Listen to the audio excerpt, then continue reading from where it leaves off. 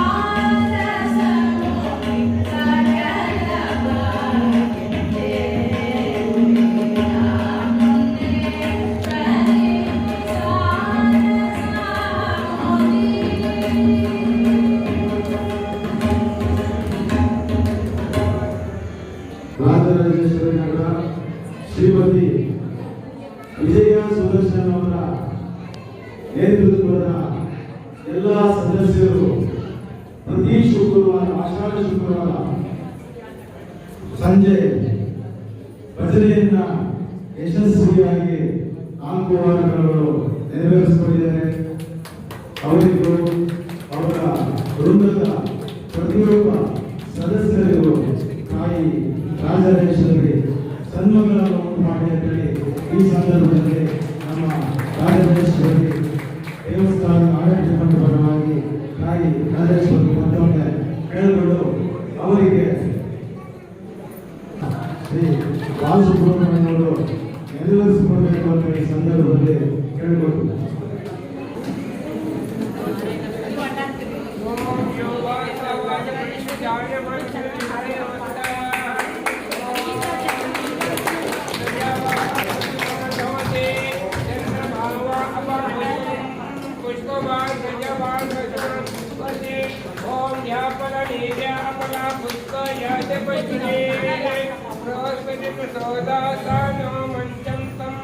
ಆತ್ಮೀಯ ಭಕ್ತಾದಿಗಳೇ, ದೇವಸ್ಥಾನದ ಯಾವುದೇ ಕಾರ್ಯಕ್ರಮಗಳಾದರೂ ಶ್ರೀಮತಿ ವಿಜಯ ಸುದರ್ಶನ್ ಅವರ ತಂಡ ಯಾವುದೇ ಕಾರ್ಯಕ್ರಮವಾಗಿ ನಿಂತು ಆ ಕಾರ್ಯಕ್ರಮ ಯಶಸ್ಸು ಮಾಡಲಿಕ್ಕೆ ಬಹಳ ಪ್ರಯತ್ನ ಬರ್ತಾ ಇದೆ. ಹಾಗೆ ಈ ಒಂದು ದೇವಸ್ಥಾನದ ಅಭಿವೃದ್ಧಿಗೂ ಕೂಡ ಅವರು ಹಲವಾರು ಸ್ಥಳಗಳಲ್ಲಿ ಕೈ ಜೋಡಿಸಿ ಈ ಒಂದು ದೇವಸ್ಥಾನ ಈ ಮಟ್ಟಿಗೆ ಬಂದಿದೆ ಅಂದ್ರೆ ಆ ಶ್ರೀಮತಿ ವಿಜಯ ಸುದರ್ಶನ್ ಅವರ ತಂಡ ಏನಿದೆ ಪ್ರತಿಯೊಂದು ಹಂತದಲ್ಲಿಯೂ ಸಹಕಾರಿಯಾಗಿ ಈ ಒಂದು ಕಟ್ಟಡ ನಿರ್ಮಾಣಕ್ಕೆ ತುಂಬಾ ಪ್ರೋತ್ಸಾಹ ನೀಡಿದ್ದಾರೆ. ಈ ಸಂದರ್ಭದಲ್ಲಿ ಅದು ಕೂಡ ನಾವು ನೆನೆಸಿಕೊಳ್ಳೋದು ಮಾತಿಲ್ಲ, ನಮ್ಮ ಕರ್ತವ್ಯ. ನಮ್ಮ ಭಜನಾ ಮಂಡಳಿಯ ತಬಲವನ್ನು ನಡೆಸಿಕೊಟ್ಟಂತ ಶ್ರೀಮತಿ ಸಾವಿತ್ರಿ ಮಂಜುನಾಥ್ ಅವರಿಗೆ ನಮ್ಮ ದೇವಸ್ಥಾನದ ಆಡಳಿತ ಮಂಡಳಿ ಪರವಾಗಿ ಅವರಿಗೆ ಸನ್ಮಾನ ಮಾಡಬೇಕಂತ ಈ ಸಂದರ್ಭದಲ್ಲಿ ಮಹಿಳಾ ಮಂಡಳಿಯ ಕೇಳಬೇಕು.